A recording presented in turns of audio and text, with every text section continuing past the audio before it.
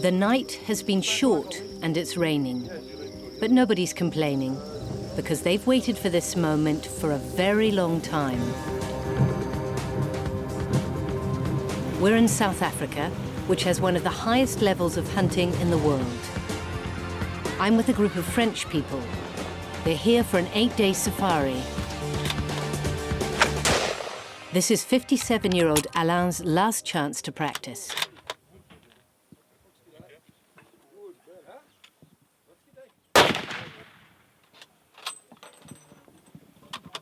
Il faut combien de balles pour tuer un lion? Une, quand on est bon. Mais moi, comme je suis pas bon, il en faudra plusieurs. Non, il faudrait logiquement une, mais ça, c'est pas la réalité. Après, si je tue d'une balle, je suis content. Pour lui, faut pas qu'il souffre.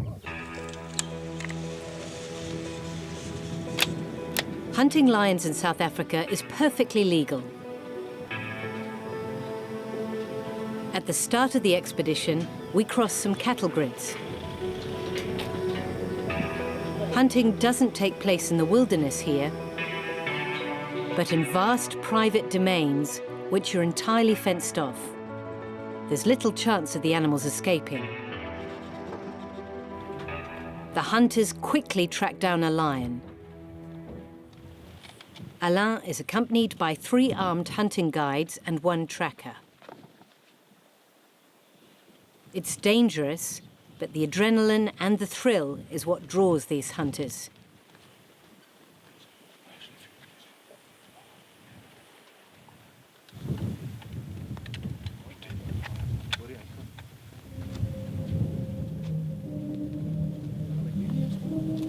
After 30 minutes of tracking, the big cat is in their sights.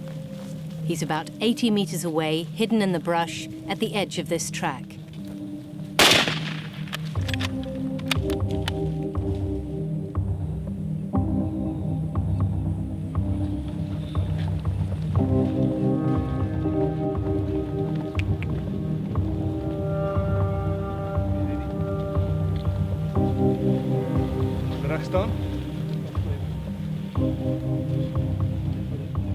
A single bullet was sufficient. The lion died from 1 single bullet wound straight into the middle of his chest. The hunt lasted less than an hour. Congrats, very good.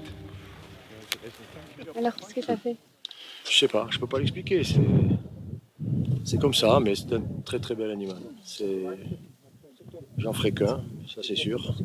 Je suis content qu'il soit beau, mais après, bon, il y a l'émotion, tout mélangé, quoi. Du regret, de la joie, tout. C'est bien. C'est une belle chasse. Beautiful. It's time for the photo. Very good. The guides and trackers prepare the animal. The blood is wiped off, and the lion arranged to show off the hunter's prowess. Alan paid 15,000 euros for this lion. Each animal has a price. These guys have also hunted a hyena for 3,000 euros, an impala for 500 euros, a leopard for 12,000 euros, and 2 buffalo at 8,000 euros each. In total, their safari has cost them 70,000 euros, a lot of money. But in other African countries, it would have cost them up to 5 times as much. In South Africa, hunting is an industry. Everything is perfectly organized. It's all set up so that the client is satisfied and can go home with their trophy. This hunting business is worth more than 100 million euros. It's a profitable activity, but one that is increasingly subject to criticism. A business where the animal is nothing more than an object. We are investigating the privatization of the wilderness.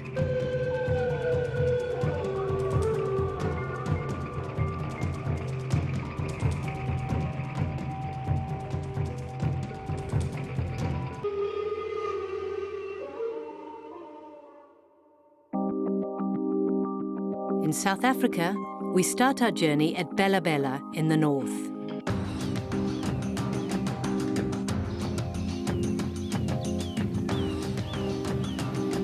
When we think of Africa, we imagine wild animals roaming freely in the savannah.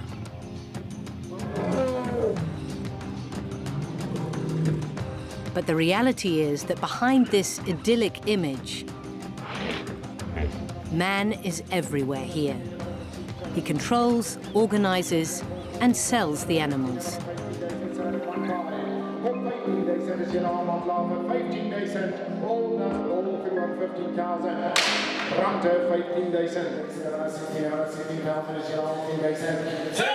Today in Bella Bella, they're auctioning off zebras, antelopes, and rhinoceroses as if they were furniture.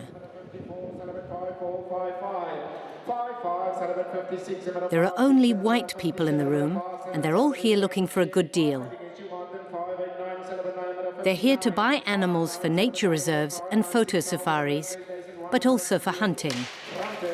Bidding begins. 16 000, 17 000 euros pour un coup de par million. Pourquoi c'est bien aussi cher? L'offre et la demande. Tout simplement. Christophe Mays knows the figures. This former accountant left France 6 years ago to become a hunting guide in South Africa. He takes me to the warehouse where the 300 animals on sale that day are being held. Behind these doors are true treasures. The stud animals, the most handsome specimens of each species. Christophe Mays carefully checks the head and the horns of the animal, which will end up as a trophy for the hunter. Qu'est-ce qui fait la valeur d'un animal dans ce genre de vente aux enchères? Son âge et la qualité de son trophée. Il faut qu'il soit sain de corps, qu'il n'y ait pas de parasites, que son pelage soit brillant et vif et qu'il ait un très très grand cornage. Ça, c'est le fameux gnou doré. C'est des animaux très très chers. Il a un tout petit cornage. Vous voyez maintenant la qualité du trophée par rapport à ses oreilles? C'est un mâle adulte. Ça va partir entre 20 et 25 000 euros. C'est des sommes astronomiques. C'est des sommes astronomiques. Contrary to what one might think, these animals were not captured in the wild. They all belong to farmers. They were born into captivity, raised by the farmers, and then selected for auction.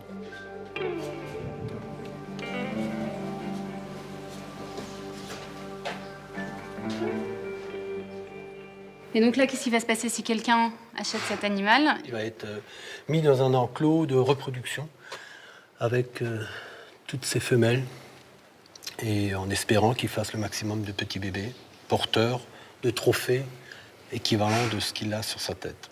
Et donc c'est en fait après qu'on ira chasser, nous, la descendance de ces animaux-là. They choose the best-looking animals to be sent out to be hunted. It is the livestock that is at the heart of this ultra-efficient business model, and investors speculate on their value as if they were stocks and shares. It's enough to give you vertigo. Ici, c'est plutôt une chasse business plutôt qu'une chasse passion. C'est un business qui rapporte beaucoup d'argent ici? Un business qui fait vivre énormément de gens. C'est un gros business. Beaucoup de fermiers laissent tomber l'élevage de vaches pour se mettre à l'élevage de gibier parce que c'est porteur, c'est mieux que la bourse. As a result, in South Africa, more than 10,000 farmers breed animals for hunting. We have arranged a meeting with one of these millionaire farmers who are notoriously difficult to speak to.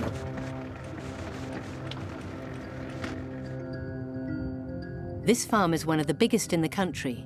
From the entrance to the house, it's a 20-minute drive.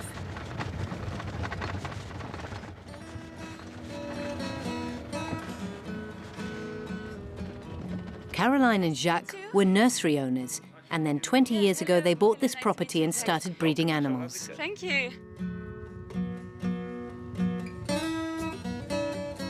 If you look down here, the majority close to us is our property. You look down here behind those tall trees, about 2 miles down there, you'll find the tar road, and it goes to those open grassed areas. That's more or less the end of the farm. It's about 7,000 hectares, and it's all well developed for game farming. Let's go and have a look. 7,000 hectares, It's almost as big as Paris. The simplest way to take a tour of the grounds here is in a helicopter.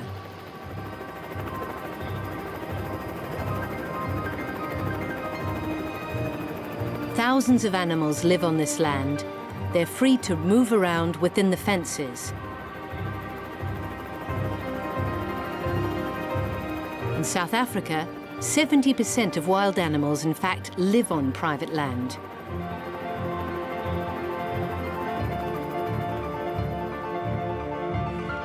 To get the best produce, Jacques selects the genetic pedigree of the animals. Jacques' prized possessions are his buffaloes. If you call them, they'll stop, and then you can see them.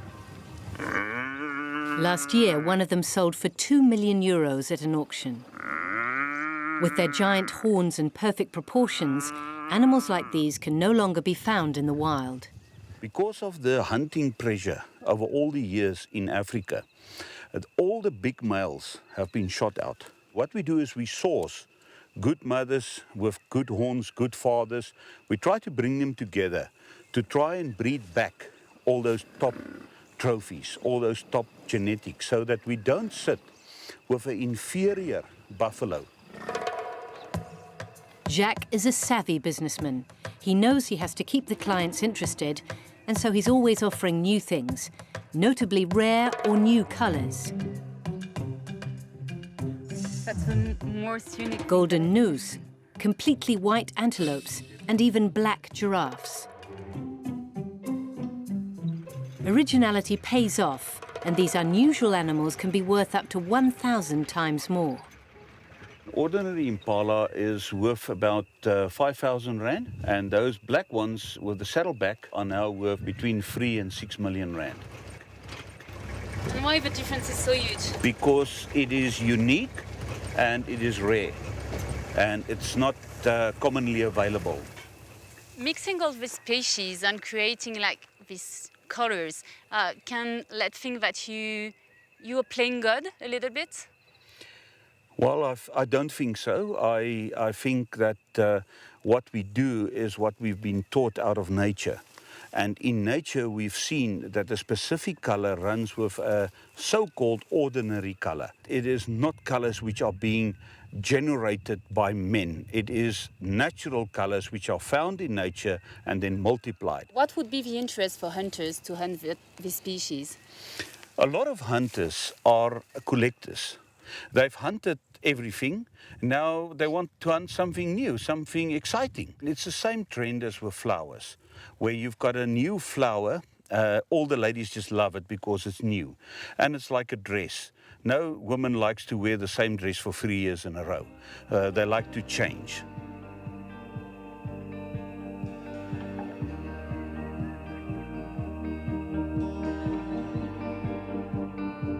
Up to 10,000 foreigners go to South Africa every year to go hunting, mostly Russians and Americans.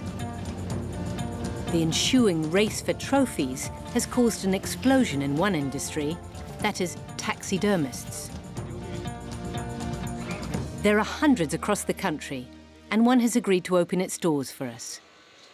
Mijak is busy cutting an African elephant. You can see that's the trunk. That's the trunk, yeah. There's the face with an eye, that side, very small eyes. What are you going to do with the skin of the face of the elephant? This is going to be shoulder mount. We'll go to the molds and I'll show you. It's going to get pulled over a mold and this guy's going to hang it on his wall. The head of the elephant? Yes. But it's huge. Yes, it is big. These guys have massive houses and they build their own like showrooms. This is actually a Russian client and he built a new house for all these trophies. Only for the trophies? Yes. 6,000 trophies are produced here every year. The taxidermists recover the skin, wash it, tan it, and dry it. That's all what remains from the giraffe. Where's the head? You just touch the head. They take off the horns and the claws and then reconstruct the animal with a plastic mold, which will make the base for the trophy. It's all a bit hard to believe. They're busy fitting the hippo skin on the mold to see if it will fit. Otherwise, they'll make this mold either bigger or smaller. So they're just going to pull the skin over and move it into the right positions. It takes an average of 8 months to make a trophy, and they don't come cheap. 4,000 euros for a lion and up to 70,000 euros for an elephant. The client says what he wants, and we try to make it as close to that, his vision of that animal as he Even if can. it's nothing to do with reality of a nature or... That's normally the Americans. Yeah? They want big muscles and they want like bodybuilder animals, like kudos with thick necks and... Because they look stronger. Yeah, they look stronger and more impressive. It's all about the size. The bigger the horns, the bigger the animal, the more it weighs. It's all about the size. Cool. To highlight the strength and courage of the hunter, they also produce other products with the animal remains, from lamps to chandeliers and stools. When it comes to interior design, it seems the hunters have plenty of imagination. I had a client that wanted the elephant's penis mounted. It was like mounted on a piece of wood and it was hanging on the wall, the balls and the penis. Of the elephant? Yeah, of an elephant. It's just weird. Who are these trophy hunters who collect animals like stamps? In South Africa, 90% of foreign hunters are American.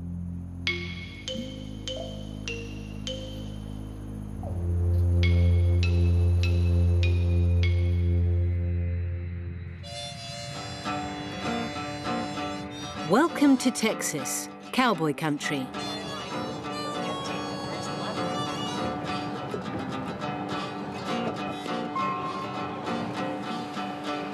Texas is the US state known for cowboy boots and rodeos.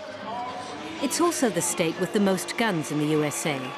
30 million weapons for 27 million inhabitants and 1.5 million hunters. Here, you don't joke about hunting. Welcome. How are you doing? Sorry, it's raining. For Cole Reed, a trophy collector, it's his passion and a big part of his family's history. This is the Grand Lodge, the trophy room, as it were. It's really impressive. It's pretty impressive. How many trophies do you have here? There's about 200 in here total. Cole Reed's family has made a fortune in real estate. They use it to fund their international hunting trips. From wolves to zebras, baboons and bears, they have hunted everything. This up here is actually probably the most impressive part of the game room. It's what people really look at the most. Up on this shelf is the African Big Five, and what that is the lion, the leopard, the Cape buffalo, the rhino, and the elephant. Here they love to collect trophies. This lion, for example, is incredibly important to them. And when that lion was shot, and it was actually shot with a bow in Tanzania, and when it was shot, it was the #1 world record, the biggest lion ever killed. What's the interest to have all these trophies? Because some people may find that a little bit like morbid or like Right. kind of...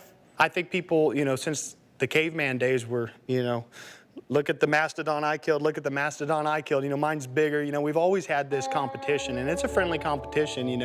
It's also giving us a memory of that hunt and that adventure that we had. A lot of Americans book their safaris here in Dallas at one of the biggest hunting fairs in the world. It attracts 40,000 visitors from across the country. Thank you for spending your day with us. I know you could be out playing golf, doing dishes, or something like that. Thank you. Good morning. Good morning. It's a vast supermarket for hunters. You can find camouflage gear, watchtowers, trophies, all-inclusive safaris which can cost up to 300,000 euros. You can hunt just about anything you want, anywhere in the world, including species that you might think would be protected, such as polar bears in Canada.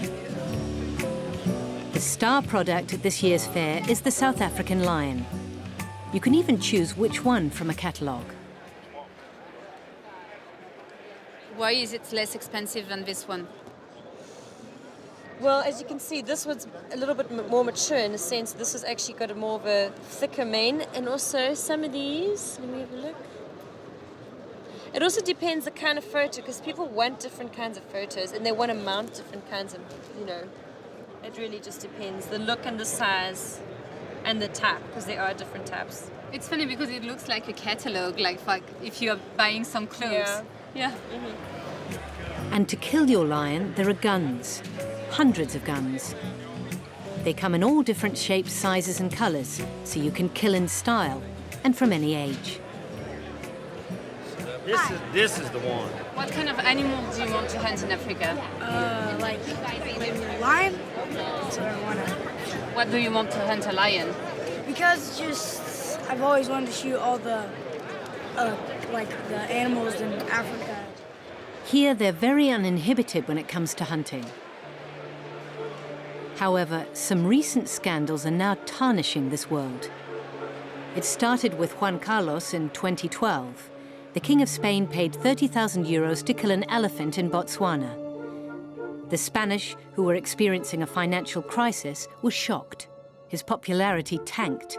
2 years later, he abdicated. In the photo to the left is his hunting guide, Jeff Ranand. I'm in luck. Jeff is here at the fair. For the first time, he agrees to talk about what happened on camera.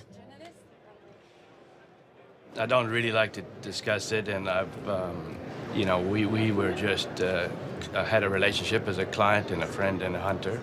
The politics of it, I really don't understand. What he did was I think it was totally legal. It was a great hunt. He's, as I say, a great conservationist, and the value and the money that came in from those safaris helped manage the Botswana wildlife population. But but he had to apologize for what he'd done. I think, again, that's politics, and you know, I try not to get involved in politics or the emotions of hunting. In 2013, there was a new scandal. 2 Americans published photos of their kills. You can see them smiling, victorious with the animals they hunted at their feet. This sparked petitions, insults, and death threats. Whilst in South Africa, they took part in what is called a canned hunt, a controversial form of hunting in which semi-domesticated lions are shot down one by one. It's a nasty little secret that South Africa has managed to hide for many years.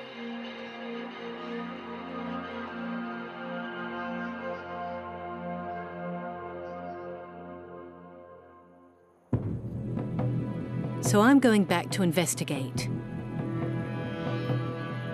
Here, the king of the jungle is condemned to spend his whole life caged up. In order to satisfy lion hunters' demands, lions are bred like chickens, often in deplorable conditions, which aren't always legal. To prove it, we had to be cunning. We posed as hunters. It was the only way to gain access to one of the 200 lion farms in the country.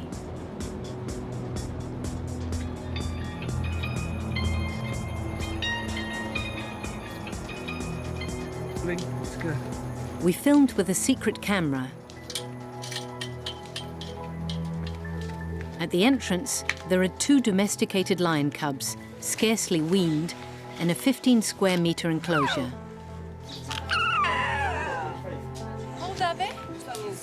Ian Monday, 1 month. 1 month. That one is 4 months.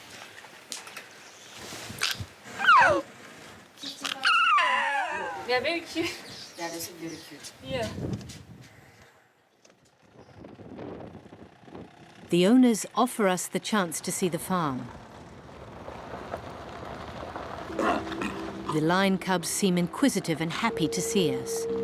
They don't seem at all wild. According to the law, the animals must have 1 hectare of living space each, which is far from being the case here. They're crammed in like in kennels. We breed all these, we breed them here. We sell them at about 2.5 years old to other game farms, and obviously the better ones will be hunted. Supposedly, the breeder does not have the right to organize hunts here. if you want to hunt a lion. Yeah. What we do is, if you pick a lion, then we take it to another farm. Okay. Where it has to be released for a week or so in advance. Yeah. And then you hunt from there on foot. You cannot hunt here. I tell him my husband is South African. He feels safe to agree to bend the law. He's not a South African. Yes, he is. He is? Yes. No, then there's no problem. Okay, so he can hunt in the same place. Okay. A little further along, one enclosure attracts my attention. Oh, a tiger. There's a tiger in among the lions. It's forbidden worldwide to hunt this protected animal. But the owner doesn't slow down.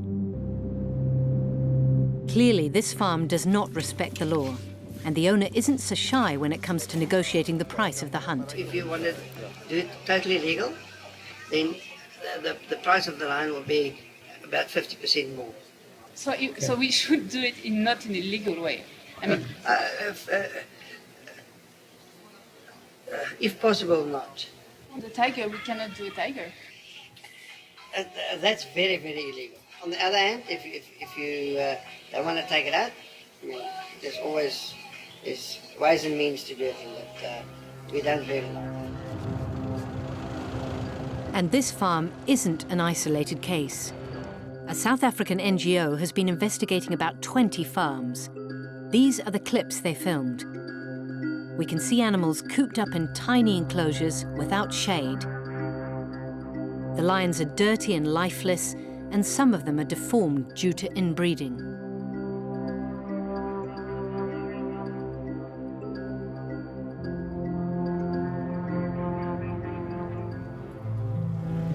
I decided to ask for an explanation from the spokesman for lion breeders. Pieter Potgieter's mission is to defend an industry which faces mounting criticism. I showed him the clips the NGO have entrusted to me. Is it acceptable to see so many animals in a small enclosure? In my view, not. It looks like mutants. It looks like animals with a lot of problem because of the inbreeding. Are you aware about the inbreeding problem? I am.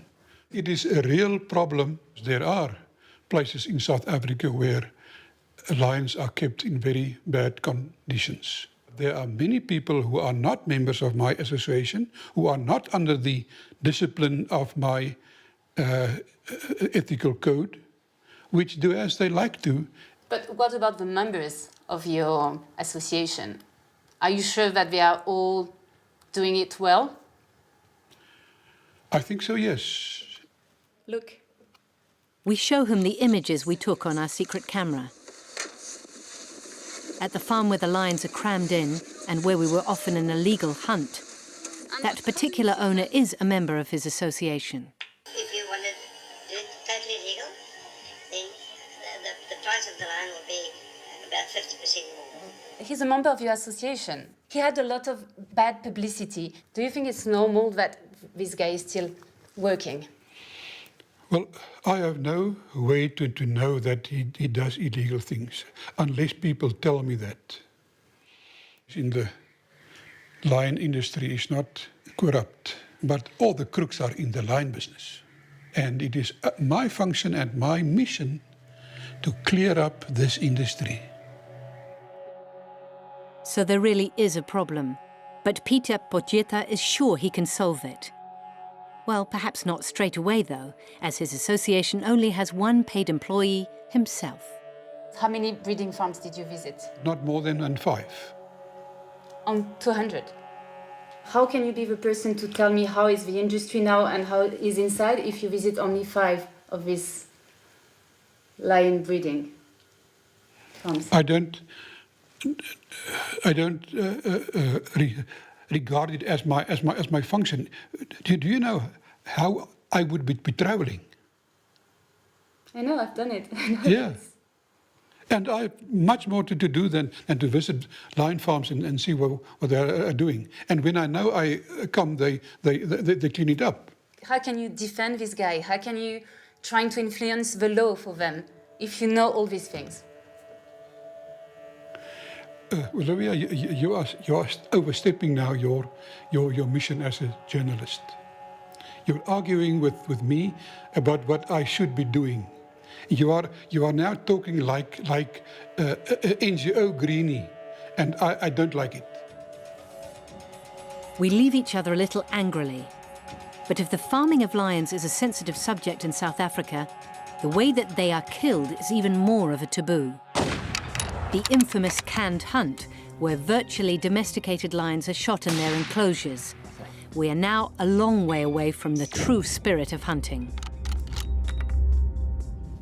You just have to look at videos posted on the internet. In the middle of the body.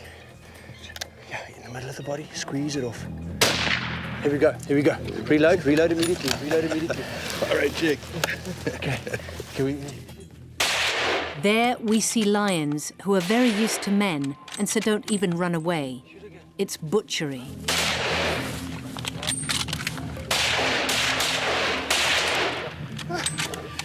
John, thank you very much. There is express hunting, in which the animals are thrown out of 4x4s like rabbits. Not proper. Worse still, lions lured with food.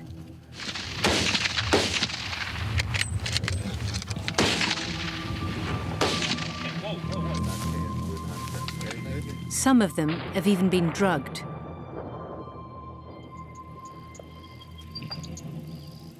These practices are today denounced by certain hunters.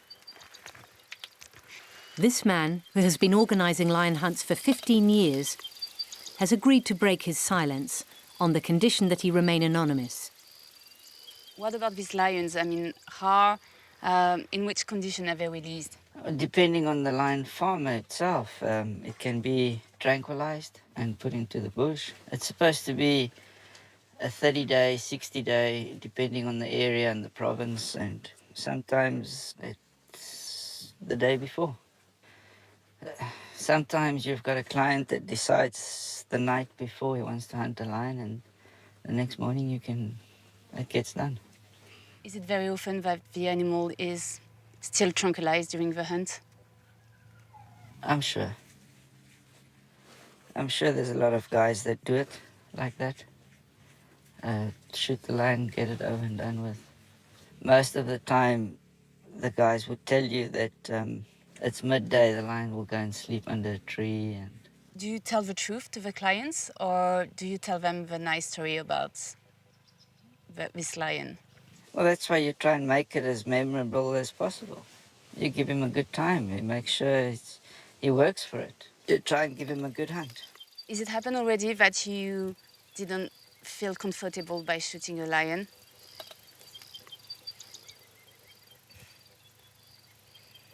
It happens. It happens. That somewhere you know that this isn't what you booked for. But the client is happy. And that's the principle? Yeah. In the industry, yeah.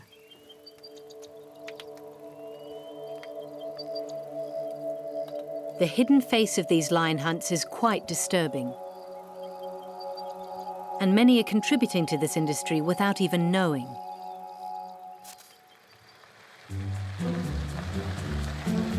Welcome to Lion Park, an amusement park rated among the 100 best tourist destinations in the world.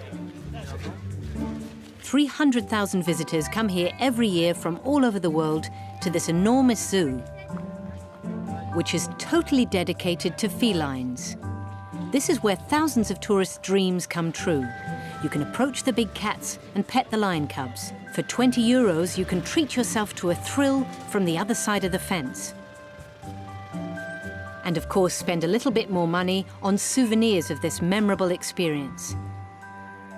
The attraction park states that it supports the protection of the big cats, as it says in this brochure given to the tourists. The Lion Park has gone to great lengths to ensure that our lions never end up in canned hunting scenarios or unsuitable environments. But some people question these claims.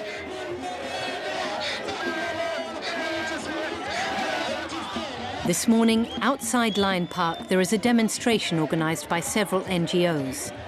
They accuse Lion Park of selling lions to hunters when they get too old to be petted by tourists. Opposite the animal welfare activists, a counter-demonstration has been organised by Lion Park. The staff deny the accusations levied against them. These allegations are harming the business, so the management of Lion Park wanted to show us what happened to the lions when they are no longer in contact with tourists. 25 kilometres from the park, we find the lions' retirement home. So now these guys are too old to be pets, right? That's right, yes. So they're now over 6 months when we don't allow cub petting. They'll never be wild lions, but we try to give them the kind of environment and the kind of facility where they can live happy lives with their families. Unfortunately, it might be that some of the other parks support the canned hunting industry, but I can't speak on behalf of them. We can only speak from Lion Park, and we don't support it. A paradise safe from hunters, which can accommodate up to 200 animals. But a lion in captivity can live for up to 20 years. So what happens when it reaches full capacity? Where do the lions go then? The communications manager has a response for that too. They go to zoos. To prove it to us, he agrees to show us the park's archives where records of the transfers are kept. How many lions, the average, are you giving to the zoo by year? I would say about 20 to 30. But mainly zoos in South Africa? No, or all over the world. So last year, how many animals did you send to zoos? I need to confirm. Just give me 1 second, sorry. How many lions did we send to the zoos last year? One. And the year before, do you know how many lions do you send to the zoo? No, you don't. There's not a big demand for zoos for lions, but we open if there's any zoo in the world that wants lions and that they can prove that they look after them, we'll most likely donate it to them. The zoo's explanation doesn't seem to hold up, but the park has another option for housing the lions, selling them back to farmers, ones, they tell me, who have nothing to do with the hunting industry. We sent a batch of lions to Joanne Hulley and also to Nazir Kaji, and both of them gave us affidavits to state that they do not support the canned hunting industry. In this document, it says that a farmer, Nazir Kaji, bought 15 lions in 2013. We decide to call the farmer. We want to check that he has no links with the hunting industry. Hello? Yes, hello. May I speak with Nazir KG, please? Speaking. Oh, hello. I'm looking for some lions hunts somewhere, so can you... Yes, we do hunt. Just what kind of lion is it possible to hunt with you? No, we'll have to see. We'll have to see what's available. And you can send me also the prices and everything? Yes, you can just call me. You can send me an email. Yes. Any info you've got. Okay, that's perfect. Thank you very much, sir. Thank you. All right. Bad luck for Lion Park. The first buyer that I call does in fact organise hunts himself. Is he an exception? We have a meeting with a park employee. He agrees to speak for the first time. According to him, selling animals to the hunting industry is common practice at Lion Park. He even states that he has witnessed some of the sales. For fear of reprisals, he prefers to testify anonymously. Why does this park need to sell the lions? This park is like every other petting zoo in the country. Obviously, the lion's life of being petted is a very short space of time. I guess it's probably 4 to 5 months. Yeah. So after that period, the lion is too big to be played with. So then you need more cubs coming in. And after 4 or 5 years, you've got 200 lions where you've got no use for most of them. What are you going to be doing with them? You're still going to be feeding them. The enclosures are very expensive to build to look after them in terms of vet bills is expensive. The majority are going to be sold, and the only people who are going to pay for them are the hunters. There is no value for a live lion. How do they manage to move the animals from the lion park to the hunting industry? It could be the hunter himself coming to pick up the animals. Directly at the park? Directly at the park. Or it gets bought by just a dealer and possibly buying, say, 10 lions, of which 5 could be going to somewhere legit and another 5 could be going to the hunting industry. If this statement is true, the lion cub this boy is petting at the park could well be the same animal as the one we see in this photo. The secret to success here is to ensure that neither the tourist nor the hunter know the truth. Lions caressed by tourists that end up being killed with a shotgun, sometimes after being drugged or mistreated. The government is aware of what's happening, but they have other priorities. The country is still getting back on its feet after apartheid and still faces big problems with unemployment and corruption. And so, in the face of a powerful industry where everything happens on private land, the authorities seem to have given up. As a government, we don't condone canned hunting, but there are aspects of that hunting that we have prohibited. Unfortunately, the extent to which we can regulate that has always also been limited. And if it's something that relates to the ethics of hunting, that is something that we cannot regulate in any legislation, because that's what's ethical for one person is not ethical for another person. It looks like you have laws.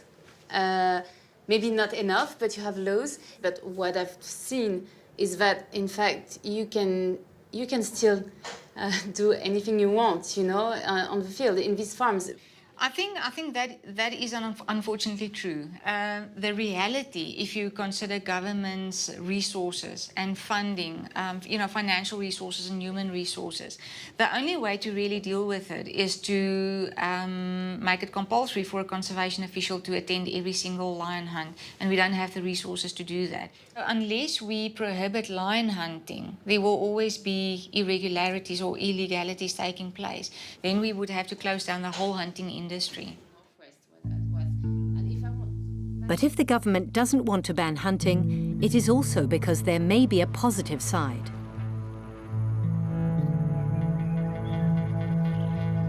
Paradoxically, it's apparently saved one of the most endangered species in Africa from extinction, the rhinoceros, a prime target for poachers.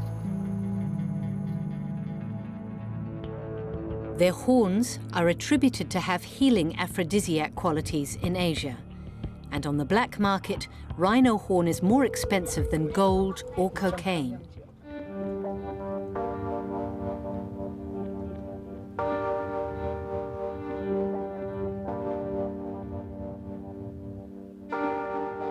Wien van der Linde is one of the most important rhinoceros owners in the country. He authorizes 4 hunts per year on his land. Safaris that they charge rich Americans or Russians 90,000 euros to take part in. Why do you hunt some of them? If I don't get an income, I can't afford this whole conservation process. And I think I can't afford to look after them. We are commercial ranches. We're not biodiversity conservation like our parks. We've paid for these animals, we paid for the land, we pay for the people. Sacrificing some animals in order to save others. Wien considers himself to be one of the last guardians of the rhinoceros. Most of them is coming from Kruger, the National Kruger Park, and then also from KwaZulu-Natal, Kluhlui National Park. We bought them there. So it means that National Park send you some rhino even if they know that you're going to hunt some of them? Yes, they do, because they've got a huge problem there. They're losing over 1,000 a year by poaching. To protect his rhinos, Wien van der Linde does not skimp on security. Thanks to the income from hunting, he can pay for a private militia, which costs him 400,000 euros a year.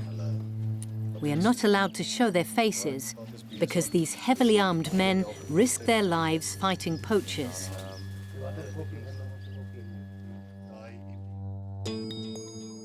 This is syndicates and serious crime and serious people.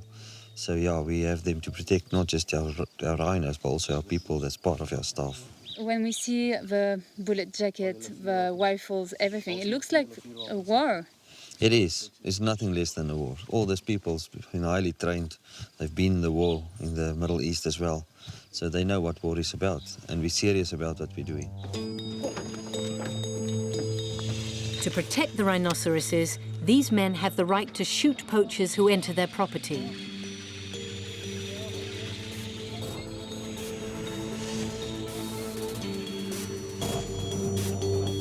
They patrol through the night, keeping watch for anything suspicious. 3,000 hectares are scrutinized. This time, there's nothing to report. Thanks to these men, no rhinoceros has ever been poached here. In the end, putting all these wild animals behind fences does have an advantage. Hunting, despite its excesses, enables the protection of several species. In any case, that is the firm belief of this wildlife expert.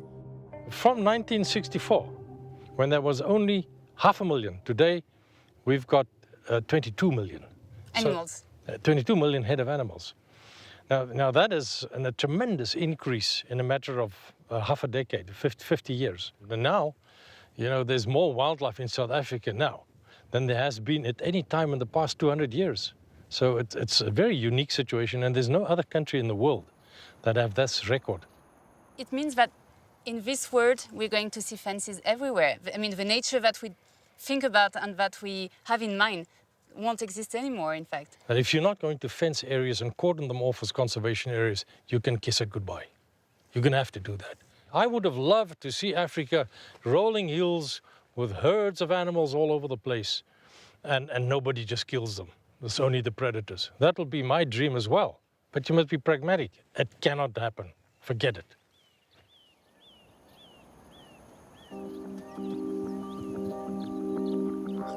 Over the last 50 years, South Africa has become a gigantic theme park for tourists and hunters.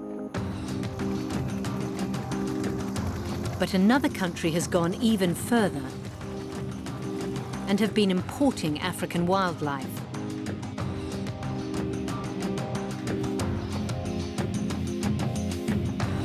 It's no longer the hunter who goes to Africa, but Africa that comes to the hunter.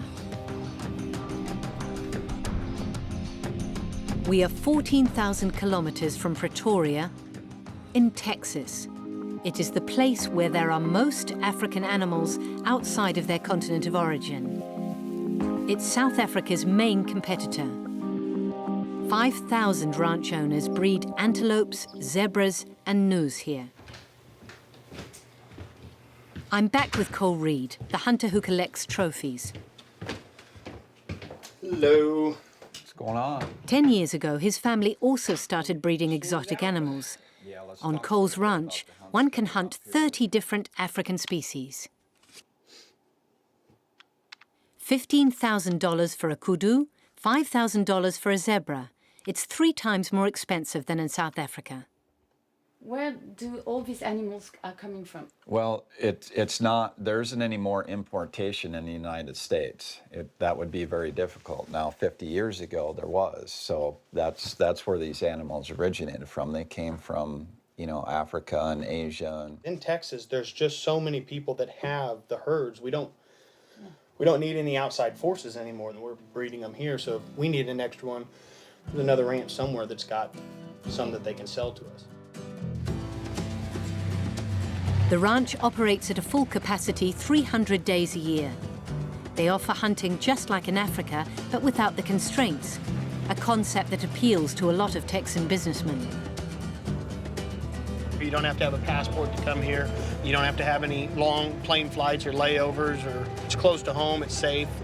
A lot of our clients don't have to worry about warring tribes or any diseases or snakes, so I think a lot of that leads to people wanting to come here and experience that. Oh, it's an oryx. Yeah. Yeah. Yeah. But how How does this oryx manage to survive with that climate, you know, because it's cold now? It is cold, but, you know, it never really gets to freezing temperatures out here. I mean, it'll happen every once in a while, but they find a place to go and bed up and... Yeah.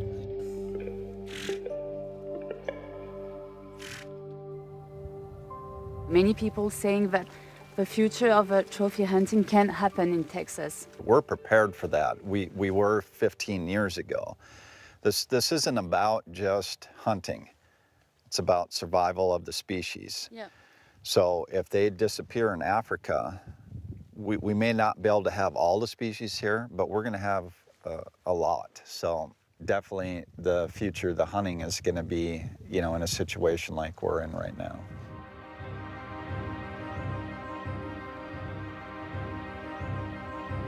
Hunting farm-raised animals on fenced land will soon become the norm. After Texas and South Africa, Namibia and Zimbabwe are now also gearing towards this model. In order to exist today, wild animals must have a market value. Nature that is both wild and free is in the process of disappearing.